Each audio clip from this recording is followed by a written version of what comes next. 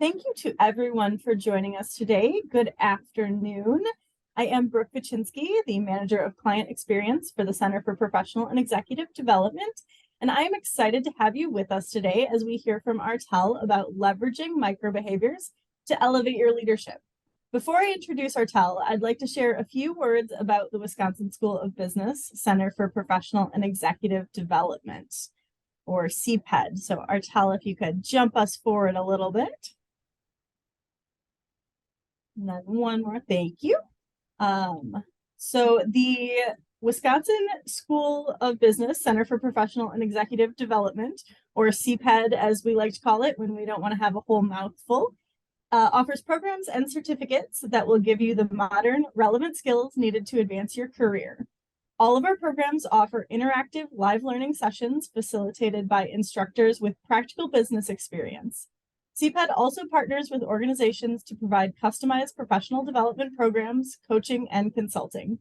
For more information on the Center for Professional and Executive Development, please visit our website at uwcped.org. Throughout the course of today's webinar, if you have any questions that you'd like to ask, you can submit those questions either using the chat or the Q&A button on the bottom of your Zoom screen. And we will pose questions that are submitted during the Q&A at the end of today's webinar. I also want to mention that today's webinar is being recorded and a link to the recording will be made available within the next few days. And now I would like to introduce you all to Artell Smith. Artell is Principal and Managing Director of Watchworks Management Consulting. And Artell has worked for several industry leaders in senior human resources and talent management positions over the course of his nearly 40 years in business. He started when he was about 2, including assignments as Chief Human Resources Officer, Chief of Talent, and Chief Learning Officer. Artell is the author of No Time to Waste, the subject of today's webinar, and the forthcoming Engage, Coach, Develop, both published by iUniverse. Artell is in his 10th year as adjunct instructor at CPED. So welcome, Artell. Thank you for being here with us today. I'm delighted to be here, Brooke, and thank you for that wonderful introduction. I was born in the CPED nursery, and you're right, I'm barely 42 years old, just barely. But I'm delighted to have a chance to be here with you all today. So, Brooke, anything else you want to say to the audience before we jump right in? That is everything I have. Take it away. Okay, all right. Well, I'm so glad that we have a chance to talk a little bit about one of my favorite topics, which is how microbehaviors can improve your experience and the experience of those around you as a manager and as a leader in the organization. But before I jump too much into the content, I wanted to acknowledge some really important folks who did research upon which the book is based. And my feelings and thoughts about microbehaviors come from these wonderful researchers and academicians and leaders who have contributed so greatly to the thinking in this topic. So first I'd like to get it going. There we go. You know, most everyone knows these individuals. I just want to make sure you know that I am happily using their research to help with this. We all know Daniel Goleman, author of Emotional Intelligence and many other works. Carl Dunker may not be as famous. Carl Dunker is known for his work in the area of functional fixedness. Banaji and Greenwald, who are the authors of a wonderful book called Blind Spot, their work has contributed greatly to my overall understanding about how the human brain works and what it means to us as leaders if we really try to control the behaviors that our brain is likely to produce. Another quick group of individuals who have had so much to do with my experience in the classroom, the very famous Catherine Briggs and Isabel Briggs-Myers, who are the duo behind the Myers-Briggs type indicator. Also like to acknowledge Dr. Chester Pierce, who pioneered the thinking around microaggressions which are mentioned frequently in my work. And he is sort of ground zero for my understanding and the understanding of many others about this topic. And lastly is Chris Argyris, who is the architect behind the ladder of inference. So I pulled heavily from the work of these individuals in order to ultimately write the book, but more importantly, just to contribute to my understanding about good leadership behaviors and what it really means to us. So with that, we'll jump into a couple of, I'm going to ask a few questions, and I hope that you'll feel very comfortable putting your answers in chat for all to see. These are not difficult questions, and as you'll see in just a moment, but I hope you'll feel comfortable in interacting.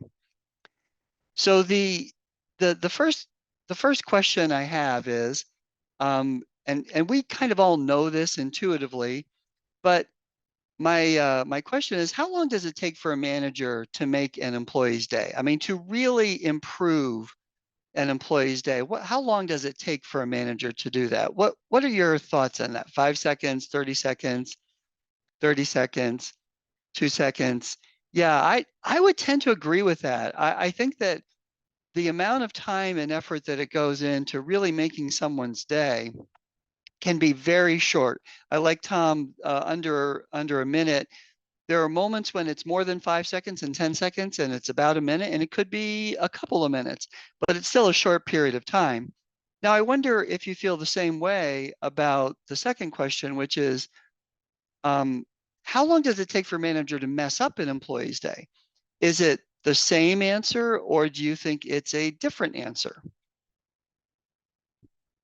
Seconds equal. Yeah, it's and I'm so glad that we're all on the same page on this, because I really feel like it is quite possible for us to both, as a manager, leader in the organization, as a colleague, that it takes very little time for us to really engage someone and and help them to have a great day, and it takes only a little bit of time really to mess things up. The interesting thing about this problem is that it's not just about, are you making them happy? Are you making them sad or angry or whatever it is? Let's go to the question of, how long does it take for a manager to recover from messing up an employee's day? And I'm using the phrase messing up very broadly, not trying to say it's always the same. How long does it take to respond, right? To recuperate? Weeks, multiple interactions, a lot longer. Yeah. Days or weeks depends. I definitely agree on the depends. I think whether it's a days, weeks, month, years, or ever is a really interesting question. I love that, Sally. Depends on the mess. Sometimes it takes a while to clean up that mess, and it really requires some self-awareness on the part of the manager, to actually understand what it is they may need to do differently. And as it turns out, it's every time that this happens and a manager erodes the situation for an employee on a day or a daily basis, it trust is eroded as well. And trust, as we all know, is the foundation for engagement in an organization. My premise in titling the book "No Time to Waste" is that I feel strongly that if we could get control of some of these very short, small interactions, that we would avoid all of that wasted time that we take up in recovery activities. And as is indicated here in the chat, sometimes the recovery is very long. It's multiples of however long it may take you to make to make a person's day enjoyable. But as soon as you mess up someone's day, it takes a long time to recover from it. So I'd love to direct you to this wonderful article in Science Direct, which gives you some really tremendous background on the issue of what it really takes to recover from a situation. There was a recent study done, 12,000 adults around the world, and they asked the question about grudges. How long does someone maintain a grudge when they feel slighted, right, or injured in some way? And the results were fascinating. Of the 12,000 people who responded, on average, every person had an average of between 6 and 7 grudges that they were holding actively. And the study also determined that many grudges don't have a end of life until you get past several years of time. Now, I was fascinated by that research because it really speaks to the issue of trying not to waste one's time with an employee and keeping things on a positive note. So let's keep pressing forward here. I was very, very grateful to have three partners in helping with the book. Wonderful, absolutely tremendous comments that came from Justin Ponder and Deanna Singh, who were both instructors at CPED. And they were very generous in writing the foreword.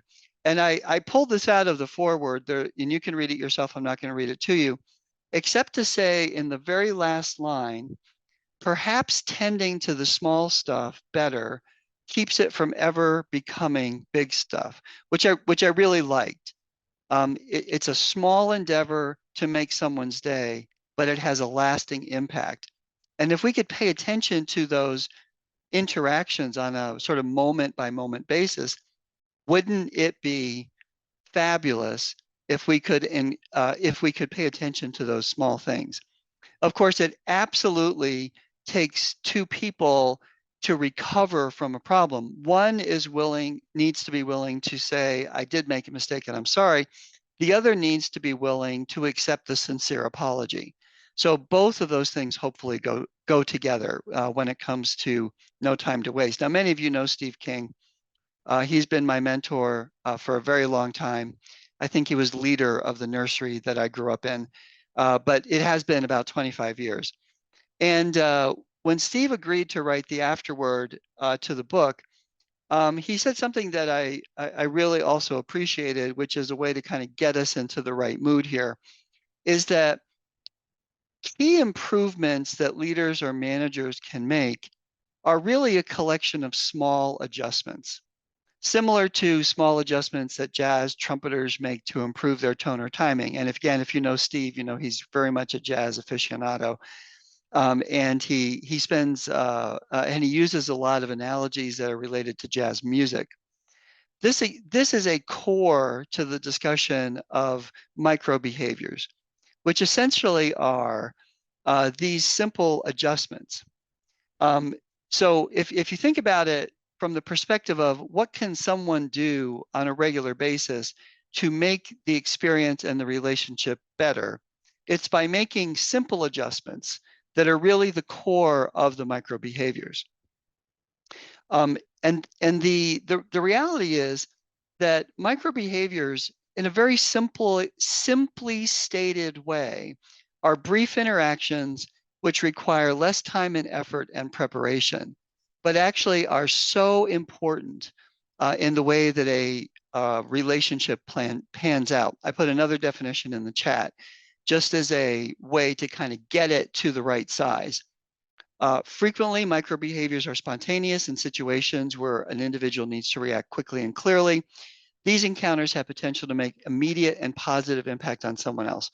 So I am not going to dwell on the negative side of microbehaviors, all of the things that someone might do to really mess up a person's day.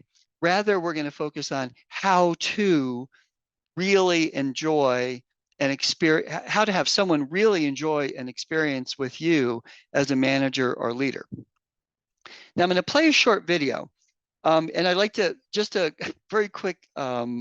Here's a word of caution. So I've been experimenting recently with AI generated videos where I control the script. And I control what the voice sounds like as much as possible and what the background is. But I'm using a few videos throughout our time here together today just as a way to create a conducive learning environment for all learning styles. So hopefully you'll be able to hear the video. We tested it earlier, shouldn't be a problem. This particular first one gives you a little bit deeper into what microbehaviors are. And so without any further ado, I will play that. In total, there are about 7 minutes of videos throughout our hour together. So this is about 2.5 minutes roughly speaking. Welcome to this short video about the simple adjustments that managers and leaders can make to create a more conducive environment in which team members and others can operate. We will be calling these simple adjustments by the label, microbehaviors. But don't be fooled, there is nothing micro about the impact a well-considered and well-delivered microbehavior can have on those around you. Here's a quick definition. Microbehaviors are short, customized comments, questions, or observations intended to convey positivity. They are created and delivered to improve relationships. Microbehaviors are rooted in behavioral expectations. In your organization, you may have competencies like team building, inclusion, or collaboration skills. Those are a good place to start. Microbehaviors come from our mindset, which controls everything from word choice to body language. We must exert control over our mindset to be successful in making adjustments to our microbehaviors. Sincerely delivered, positive microbehaviors will be appreciated and long remembered by the recipient, whether team member, peer, or manager, plus family members and friends. Successfully making simple adjustments is partly dependent on our situational awareness. It's easy to close off our senses and ignore cues coming from the environment. Paying close attention to what's happening around us will greatly improve the microbehaviors we create and deliver. Expectations, natural mindset, and situational awareness point to the need to pre-calibrate microbehaviors. That is, we must plan what we say before we say it. This is a basic tenet of microbehaviors. As managers and leaders in organizations, we have a duty to effectively manage our microbehaviors. We have opportunities to do so dozens of times each day. As mentioned, the positive, simple adjustments we make are appreciated by those around us. Improvements will occur in engagement and productivity if we spend time making these simple adjustments. Thank you for your attention. Welcome. So that's really the core of what we're talking about in brief. And now that we have a really good handle on what it is that microbehaviors are, what we can then begin to do is, as an individual, is we can begin to control them better. And this is partly based on mindset and willpower, and it's partially based on situational awareness. Microbehaviors or small adjustments that you make in your behaviors are not for you, they are for the other person. And so trying to calibrate what those conversations, interactions, comments might be is a critical step in the process. Leaders and managers have a duty to their organizations to try to use these brief interactions to improve engagement, right? Engagement, of course, as we know, is absolutely connected to improve productivity in an organization. So these are just a couple of very quick examples, and I'm going to ask for your help in devising some microbehavioral responses to situations. All of these are very good starts to a microbehavior interaction. How long does it take to say any one of these things? Right? Couple of seconds. In this team, trust is crucial, and I believe in your ability to build and maintain trust with your colleagues. That's short. It's probably not the entire micro-behavioral interaction. It's probably a good start to something that may last a little bit longer, 30 seconds, 60 seconds, potentially, maybe 90 seconds. But whatever it is, it's a short period of time. So all of these are just examples under the heading of creating trust or embracing individuality. Any other trait that's desirable in the workplace or competency that's used by the organization in which you're in can have these kinds of behavioral statements attached to them. Now that we have this, let's ask a couple. I'm going to give you another very quick video. This one is about what maybe our own mother or other older relative has said to us about thinking before we speak. So hang on. This one's shorter than the other video, but it gives you a sense of what I mean when I say think before you speak. Our brain goes a mile a minute, or at least that's what my mum always said to me.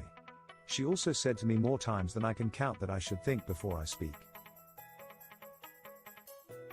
It's very possible that mum said that to me right after I said something rather silly. The question is, have I become any smarter with age? Or do I still say silly things? At home? At work? Or wherever? I'd like to think I have reduced the number of times that I have disappointed mum.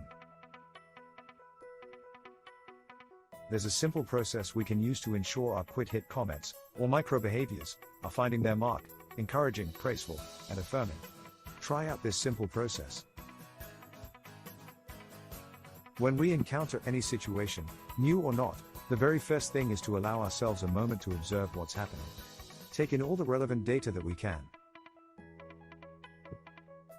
Then, we need to give ourselves the luxury of reflecting on what we've observed. Really consider the possible reactions and responses, and their implications. Next, we should create the microbehavior in our minds. The microbehavior will be jolly good if we've given ourselves a few seconds, enough time to take a breath, or perhaps take a sip of tea. Finally, we deliver the microbehavior, which, as you recall, is a statement, question, or observation that is full of positive intent, genuine, and fully focused on the needs of the other person. Observe, reflect, create, and deliver. Simple, really. Of course, if it were that simple, we'd do it all the time. Maybe some of us do. I wish I could say to my mum that it is consistently true for me. We all have an opportunity to practice our positive microbehaviors. Every day, as it turns out. Taking a few seconds to work through the process will make a world of difference to those around you.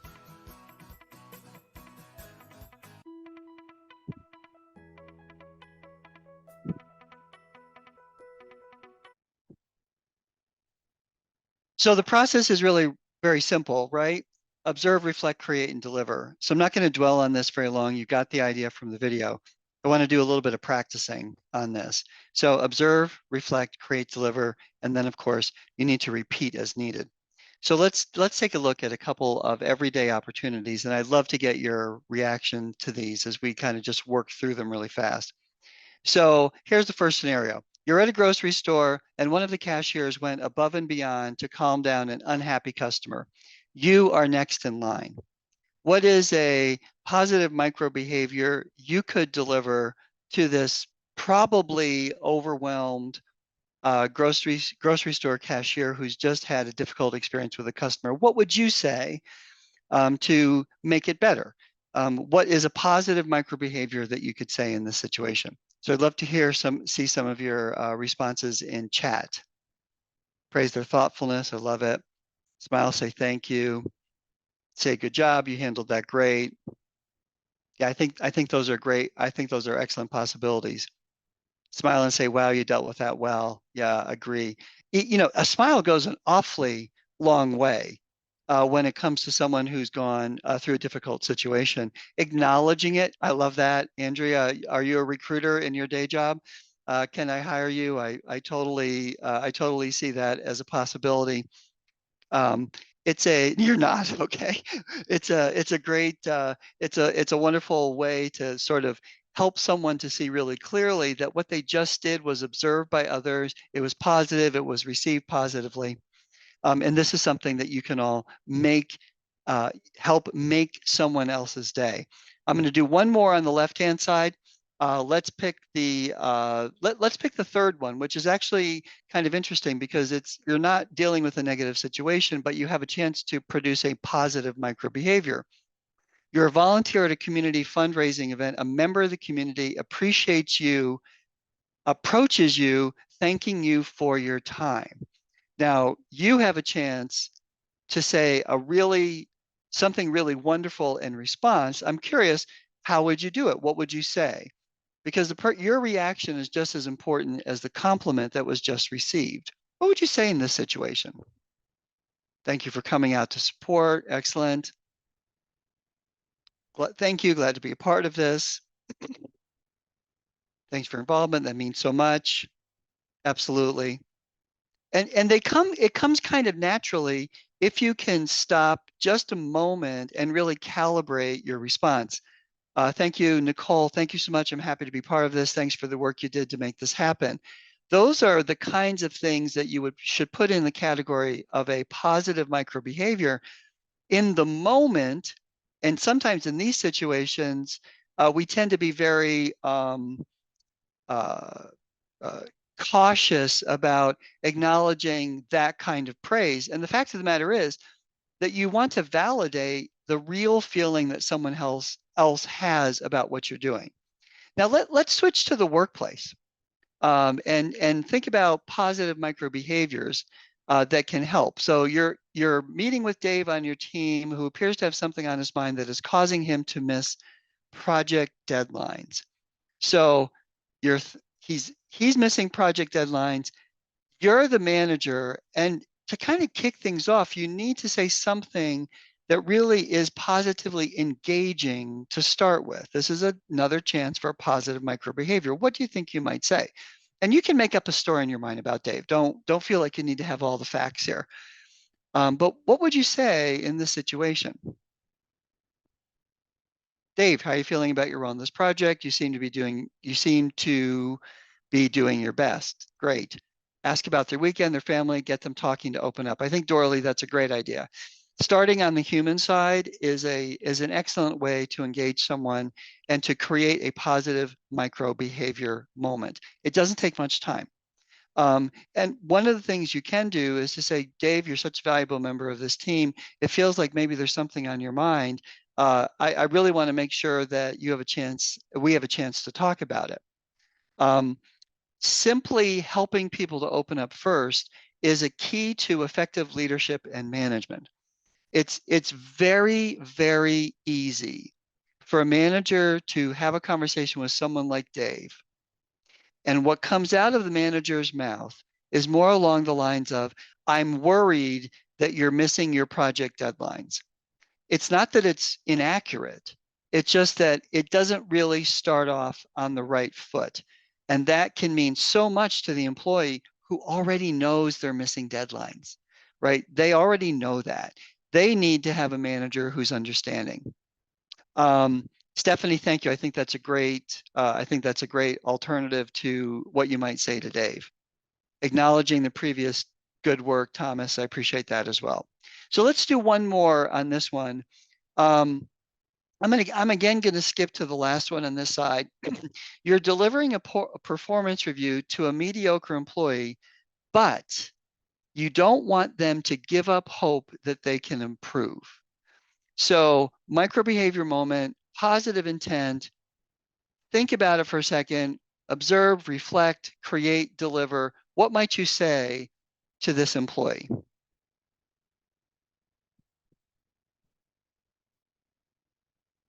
Give you a minute or a second to type. You have so much untapped potential. I want to help you unlock that. Boy, that's a great phrase. Is that registered or already copyrighted? I think I want to use that.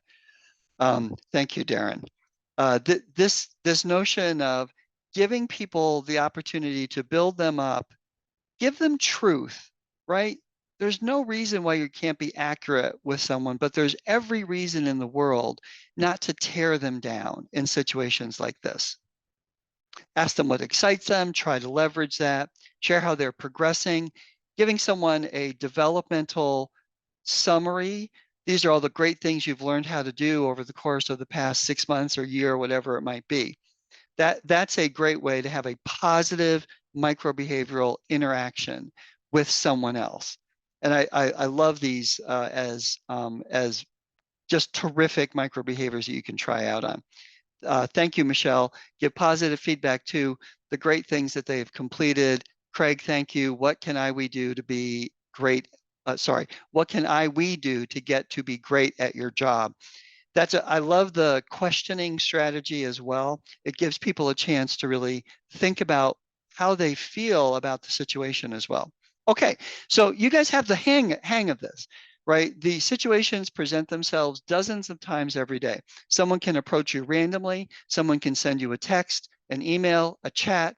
all sorts of things that give you a moment to respond to the situation in a way that builds up the person. In the book, I give an example of a former manager that I had. This is a little bit of a negative example, but you'll see where I'm going with it. I'd sent a relatively complicated email to a senior leader asking for their endorsement on a particular direction that we were going with an employee relations case. And I talked about it previously with the leader. The leader had expressed some opinions. I tried to incorporate all of that into the scenario. And then I sent them, here's my thoughts on that. And literally less than 5 minutes later, I got a return email. And I'm like, oh, terrific. I'll get to hear their thinking and they'll feel really good about, I hope they feel good about it, And the only thing that was in the email that was a response to me was this. And I stared at it for a minute and I thought, maybe the leader intended to write something more and they hit send too quickly. But then I quickly realized that actually that was the only response I was going to get. Not even an okay or OKAY, just K.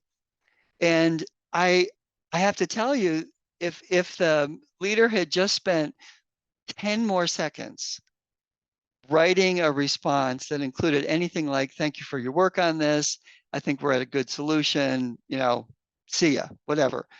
That's what I'm talking about when it comes to the difference between taking a moment, thinking about what you're going to say, and saying it in such a way that you positively reinforce the behaviors of the individual that you're speaking with or interacting with. Okay. I went into therapy for about 6 months after that, but I'm better. Don't worry. I'm absolutely better.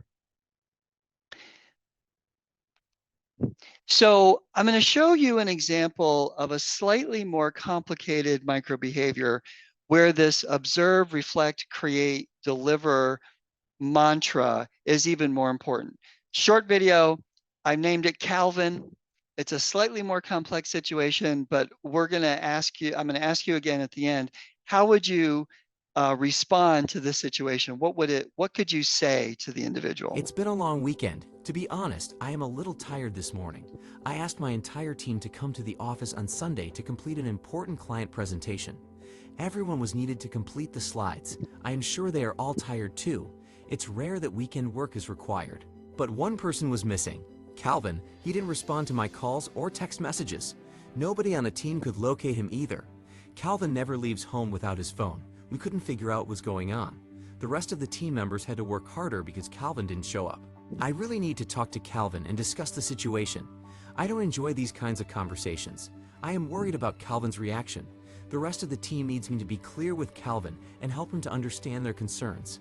I recently learned about microbehaviors and the pre-calibration process. On the one hand, my message is not really a positive one, but on the other hand, I value Calvin and the work he does for the company.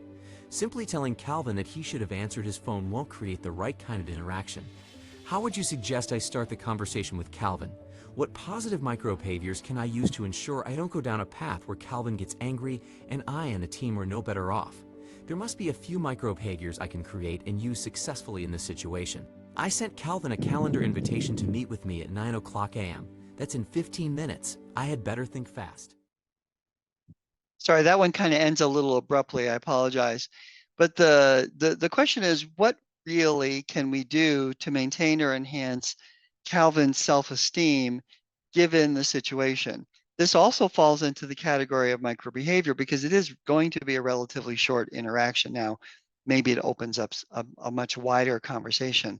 But what do you think you could do here? Begin with a compliment. Thanks, Billy. Stay curious in terms of better understanding the context. Share with Calvin the importance of his work on the team. Yes, love it. Be concerned about his health and safety. Calvin, how was your weekend? Right? There's an easy way to start a conversation, even though the situation in the minds of the team members and the manager has a very negative connotation. Where was Calvin when we needed him? Listening to his side of the story, which is prompted by your initial thoughts and reflections.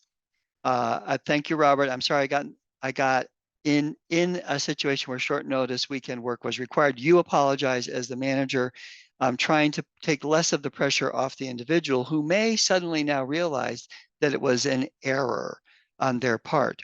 But you don't need to make it a complicated negative negative interaction. Calvin, where were you? We tried to get a hold of you. I've heard some leaders and managers say, well, that's the truth. Like, I'm not saying that you shouldn't say the truth. What I'm saying is you have to determine what is the best way to convey a message that maintains or enhances the self-esteem of the individual to whom you are speaking. And that is the essence of the philosophy around adequate, comprehensive interactions that leave someone else better off as a result of the interaction. Thank you again, Robert. I love that. Speak the truth in love, assume positive intent, even from Calvin. Yeah, assuming positive intent is a clear part of our microbehavioral framework. These are great examples, great solutions. Thank you so much. I'm gonna pause here just for a second. So we've covered significant some ground here in our very short period of time. I see a question here. Thank you, Thomas. Is the concern that he didn't show up or that he didn't respond at all? Both need to be addressed. I agree with that. I think that there's a little bit of curiosity that has to be used in order to be effective in a microbehavior. I want to pause here before we look at the very last little piece of content and make a pitch for the following. I said earlier, and you saw in the video, that we have to give ourselves the luxury of reflecting. And in our very busy minds and our very busy days, managers and leaders are expected to get stuff done. And we certainly, I've never met any manager or leader who felt like they had a superabundance of time. There's always significant work to happen and the need to prioritize effectively. And as a result of that, what I've also experienced in some cases, this is not uniform by any means, is that some individuals are reluctant to go through that reflect moment. The reflection that sometimes can take you 2, 3, 4, 5 seconds, 6 seconds before you respond to a given situation. I recall many times, unfortunately, where I didn't take the moment to reflect before I simply said what came out of my mouth like a gumball coming out of a machine. When what I really should have done is just pause for a moment, collect my thoughts, and then respond, giving the individual an opportunity to see that I am being thoughtful. At the same time, they're potentially preparing themselves to hear whatever it is that I'm going to say. I think you probably can see yourself in those situations too. So my encouragement beyond anything else that you might do with the concept of positive microbehaviors is to use that pause and reflect opportunity, because it can make the difference between saying a positive thing and having someone go on with their day very happily, or having to recover from a negatively intended microbehavior.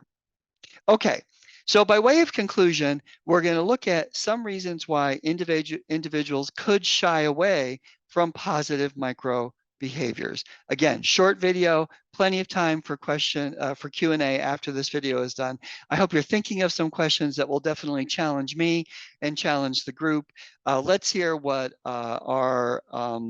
let's hear about the 5 reasons that might be sometimes at play when it comes to delivering positive microbehaviors. Hi, my name is Cora.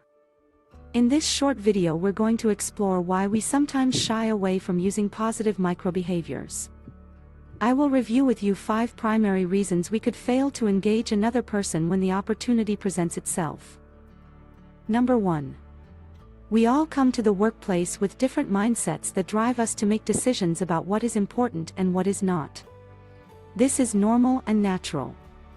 The trick with positive microbehaviors is to recall that they are not for your benefit. So, the decision-making process is different. If we have not done the work to adjust our mindset, we won't be able to effectively engage. Number 2.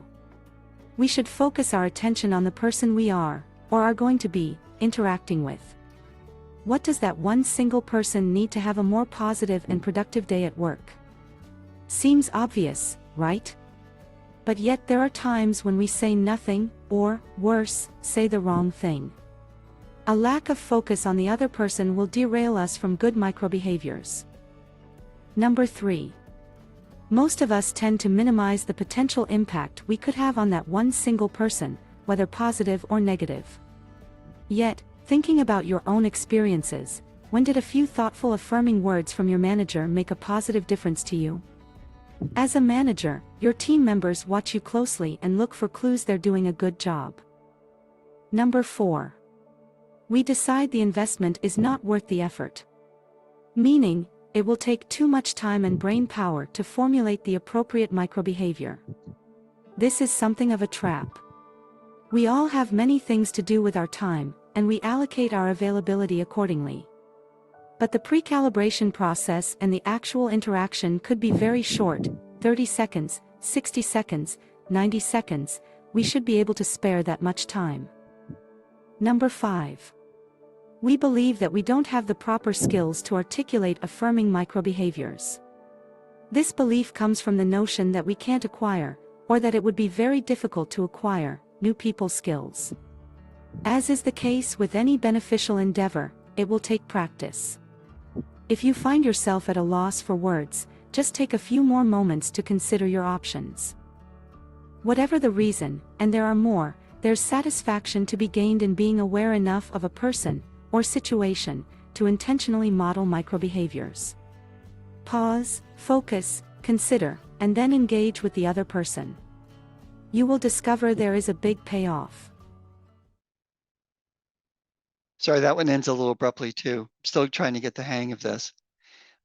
So when you think about the reasons why it is that we may not be as thoughtful as we could be engaging in microbehaviors, all of these could play a role in it. Now, when it comes to me personally, what is it that I sometimes am neglecting to do? Well, frankly, it's that I'm not focusing enough attention on the other person and what their needs are. And so as a result, I need to bump up my active listening skills and observation skills to truly understand where that person, quote unquote, is at in their day or in their journey through the day. So all of these have a potential of impeding someone from a terrific microbehavioral experience. But on the other hand, as I said earlier, many of these things can be cured with simply a thoughtful stop and reflect. What do you know about the individual? How have you gained experience in the past? What has worked with the individual in the past, and so forth. In situations where you're simply surprised, you weren't planning on having an interaction, or what you heard was completely different than anything you had expected to hear, it's even more important to take those few moments to reflect and consider what it is you're going to say next. So my encouragement, of course, for myself, and I hope for all of us who are in leadership positions, manager positions, any position really, when it comes to the ability to offer a positive microbehavior. So now, just as a quick summary, not going to read these to you, but these are the key points that we made during the course of our time here together today.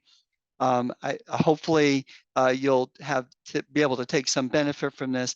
I very much encourage you to think continuously and seriously about your own microbehaviors and how they're impacting those around you. It's always enlightening to have someone who is in your life a truth teller, to ask them the truth about how your interactions are making impressions, good, bad, or indifferent, on someone else. So with that, I'd love to have some questions from the listening audience. If you have a moment, please, I hope you will. What is it that your reactions and what's on your mind as you consider yourself, and what else might you like to ask me? So while everyone has a chance to either type their question into the chat or into the Q&A, I'd like to start us off with a question of, in many ways, the message about microbehaviors is pretty basic. Why is it so hard for managers to put this concept into practice? Oh, I'm supposed to answer that question. Or You are just supposed to answer that question. Yes. okay. So here's the thing. We all have more time than we think we do to make a positive interaction. And my belief is that managers overemphasize the scarcity of time as opposed to thinking about time as an abundant resource and pausing just long enough to have an impact.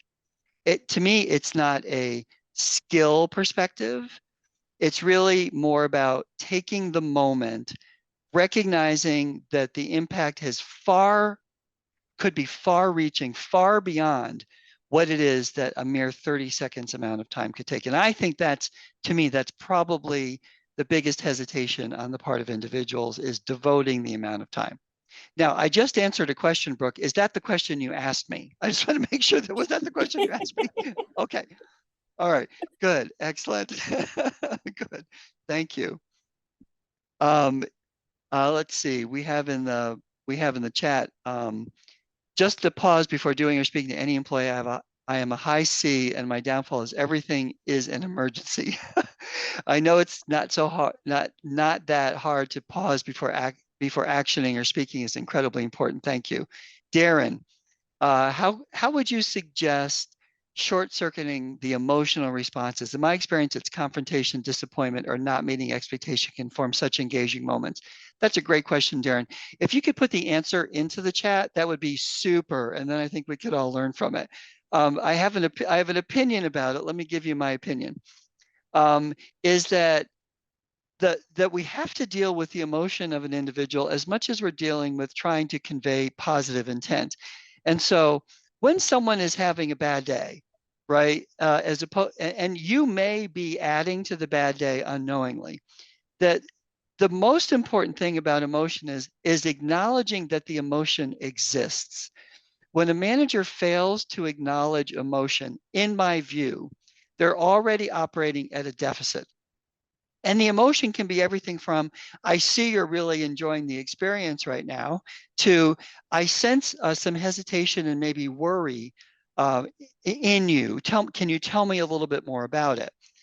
Without those acknowledging comments, most employees do not feel that they've been heard, whether or not they've verbalized it. And that, I think, is a challenge.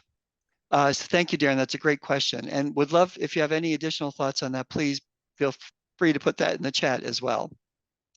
Hypothesis from Robert. Some people have a history that has left them very hard on themselves. They've never received much kindness for them.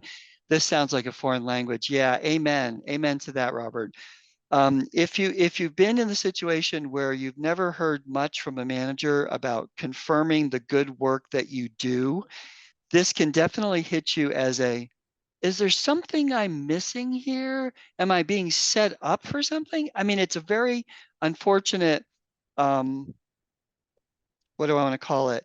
It's an attribution that could be unfairly given by the employee, but it's entirely based on their experience. And so for a manager to overcome that, they have to do the drip method of giving people positive feedback, engaging them in a positive in a positive way, and not focusing only on the tasks at work. If you focus on the tasks, what you're going to get is just tasks, as opposed to the opportunity to build a relationship. Do some shy away from positive feedback as it is seen as showing weakness or being condescending? I think that's a great question, Thomas. The fact of the matter is that I think that, again, in the minds of managers, there's still the tendency to take a page out of a playbook that was written in the 1940s and the 1950s. This is partly based on mindset, personality style, and their own experience with their managers. I certainly have had managers along the way, earlier in my career, especially individuals who were socialized and grew up in the 1950s, were executives already and managers in the 1960s and 70s, and I was a newbie starting out in the mid-1980s. And I did have one manager say to me, I don't understand why I need to thank people for doing a good job. I'll let them know if they're doing a bad job. Okay, super. Yep, get it. No, that's not really what I'm hoping for. I need a little bit more than that. And when questioned along those lines, it came back as, well, I don't understand why someone would need so much support. It feels like a waste of time to me. Maybe it's their problem for needing that kind of positive reinforcement. Again, the individual manager is not attending to the needs of that person. They're projecting from a mindset that says, I don't need it. Why does anybody else need it? And of course, that is a step away from wisdom, I think, in that manner. Are there situations where it might be acceptable to be more direct with feedback rather than seeking to frame it positively? Yes, 100%. If you have 25 interactions with an employee during the course of a week, and you're really maintaining a positive attitude, a positive note, using those microbehaviors to support, it does not mean that in a situation when you've actually already provided and started down the path of providing feedback, there always is a moment in my mind that arrives when you have to be more direct than you had been previously. What I like to do in those situations, and I've typed this here into the chat, is how can I do it in a way, be direct with the message, be clear with the message, but maintain or enhance that person's self-esteem during the process. And in order to do that well, I believe you need to know that person well, which really comes from all the other interactions. So my sense of it is that those moments arrive, maintain or enhance that person's self-esteem, and I think that managers will be successful as they do that. Let's see, Brooke, how are we doing on time? Can I answer a couple more questions? I would love to. We do have a little more time. Okay, well then let's keep going. So Jen, I see your question here. When beginning hard conversations, is the best way to always start with something positive, or does that inherently come across as disingenuous? Yeah. There used to be an old model in management science. It was called the sandwich model, right? You start on the human side, you deliver the negative message, whatever it might be, and then you exit on the human side. I like to call there's a phrase that people use when they refer to that. The phrase I'm going to use is a gravel sandwich. Bumpy, sharp stones in the middle of two pieces of bread does not, in fact, make a positive experience for the person who is chewing on that sandwich. So how do you do it in such a way that the initial interaction doesn't feel like you're just pumping them up in order to let them down? And my sense of it is that as I built relationships with individuals over a period of time, I get to know what it is that individual truly needs when it comes to the interaction process. I have had individuals on my teams over the years who really, it's essential for them for me to start out on a very human, positive, interactive, curious side of the equation. Whatever it is I might say later, it's important for them to hear that. I've also worked with individuals. If I talk about it from a Myers-Briggs perspective, some personality styles really prefer this, is if you get to the point as quickly as you can, because they literally don't have any feelings about it. They simply want you to get to the point. And that knowledge only comes from frequent interaction with the individual. It doesn't come from, I'll call it making up a story in your head about what that person might need, but really knowing what that person needs. Mark, thank you for your comment here. It sometimes be a fine line to walk where you want to produce a positive experience, but not come across as insincere. And I think that's very similar in the same vein as Jana. One of the, because microbehaviors intentionally are short, let me just for a moment step away from the micro modifier on behavior and look at it as a more organic, larger process. The behavior of a manager has to have a consistency over a long period of time, and one that will have an impact on the employee in the way that's needed for the organization or for the team. So micro behaviors are essential to that long-term behavior. But the fact of the matter is that if a manager is in a long-term coaching process with an individual to improve performance, microbehaviors play a role, but that coaching behavior over a long period of time is focusing and helping an individual to go from something that might be substandard from a performance perspective to a standard expected level, and then maybe even beyond that. So the sincerity is key, but at that point, I need to sit it in a matrix of a larger behavioral spectrum in order for that to make sense. That's kind of my observation on that.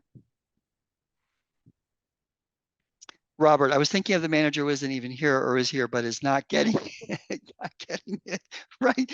You know, there's a reverse side of this. It's the individual employee who is trying to coach his or her manager about how it is to maintain positive intent. And I absolutely love the idea, and I've done this myself with individuals who managers of in my past who have been something of, the only phrase that comes to mind is sad sacks, that they come across as either grumpy or moody or unhappy or always focused on, always burdened by the moment. And part of what I hope to do as an employee is I also want to make their day better if I possibly can do it. And those micro behaviors can maybe gradually help a manager turn in that direction as well. Rome wasn't built in a day. Micro behaviors were not built in a day, especially if you're not accustomed to either giving or receiving them. I love the thought, Mary Jo, of positive part can be giving someone the benefit of the doubt. Amen to that. Absolutely agree with that. Robert, thank you. My father was a loving, loyal man, but a Great Depression style. So my last story is that I know we'll have to conclude, is that my mother, who I mentioned earlier, said to me something last week about, needing to think before I speak.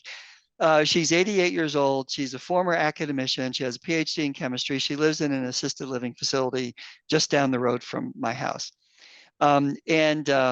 I was talking to her about the webinar, the fact that we were going to do the webinar, and she wants to listen to it after it's done. I don't think I could have managed this if she was listening live, to tell you the honest truth. She grew up in the Depression, and she has a style that very much is along the lines of, I'm sorry that you can't do the right thing. I'm going to tell you what the right thing is. Now go do it. That's been pretty much my interaction with her for all of my 62 years as a son. And she's very loving, but I have to understand that the way she wants to approach me is by being a truth teller more than anything else. But nonetheless, I honor and respect her for that. And I can certainly be a positive influence in the way I approach the conversations I have with Mom. Okay, and with that, I think, Brooke, I will turn the time back over to you. All right, excellent. So I'm going to have you just advance to our last slide. And thank you again, Artell, for being with us today. Thank you for everyone for attending today's webinar. Before we do end, I want to let you know that CPED is ready to help you or your organization evolve your business strategy. And we would love it if you set up a discovery session with one of our solutions advisors. You will see one of our solutions advisors there on your screen, Jeremiah DeGullen. His email is on the screen there. You can set up a discovery session with him to talk about custom consulting, coaching, professional development programming, and more.